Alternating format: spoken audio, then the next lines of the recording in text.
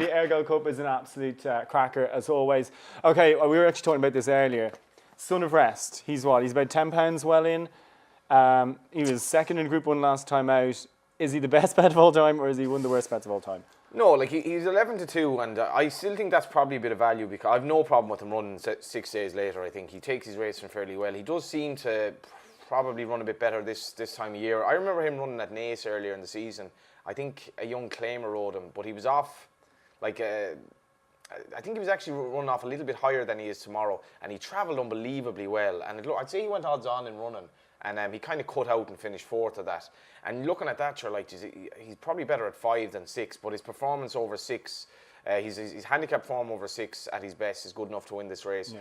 And you know, it wasn't a great Group 1 by any means, but the soft ground is the key. I think if the ground were good, I'd have no interest in backing him tomorrow. But I expect he's capable of running better than he did at the Curragh. He was actually going to get up at the Curragh if this were another half a furlong. He would have beaten Havana He's Gray. Probably 5.5 furlongs is probably actually his trip, isn't it? Yeah, well, that's no good to us a half a furlong down here. But it's a flat track. It's going flat. It's a flat track.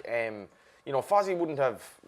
I'd say he's had very few runners in Britain full stop since he took the licence. He's going quite well. He's a very likeable horse and typical pivotal. He just likes getting his toe in, and you know, he's running against basically exposed horses. If you get a horse who's theoretically £10 well in, he really should win a race like this. He has won a handicap over mark of 103 in the Curragh before, but all his best form is at the Curragh.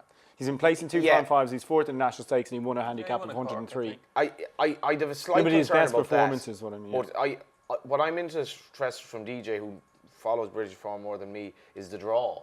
So I don't know. I don't really know how this is going to pan out draw-wise. Well, the last 10 winners of the race, it doesn't shed any light on the subject. 4, 8, 8, 19, 19, 8, 12, 17, 15 and 20. So to put in perspective, the last 3 runnings of the race have been 8, 8, 4. So possibly you want to be drawn low. But a couple of key things with Son of Rest, obviously the ground is key. But he's only ever ran in the one handicap that you spoke about. That's his only ever handicap, and he won it off 103. He's been running in stakes races apart from that. I thought his run at Naas was in a handicap, but I could maybe I stand corrected on that. Maybe it was. Earlier in the season. Yeah, you could be right. But obviously the ground is key to him, and this, like, the mark he's running off at the minute, he's probably a little bit better than that. Yeah.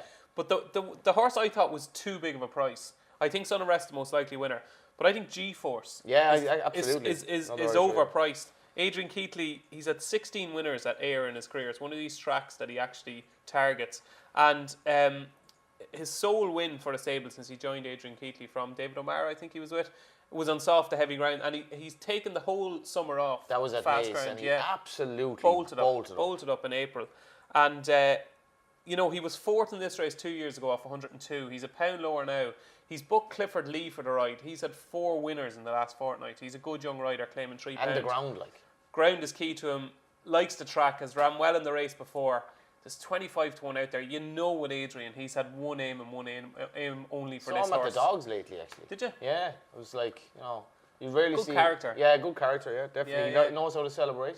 He does, yeah. Hopefully he'll be celebrating tomorrow with G-Force. I think Upstaging has a chance as well down at the bottom of the way. It's a Mount Nelson horse who should go on the ground, and it's come down to a nice mark. It's been rated 100. It's down to like top 90s or low 90s at the moment. Ran okay at Ascot, and I think it doesn't actually have that. It hasn't run that much in soft ground, but it does handle it. Yeah. And off a low weight, it's like 33 to 1 Conor McGovern on it for Paul Cole. You get extra places as well if you're going to play each way.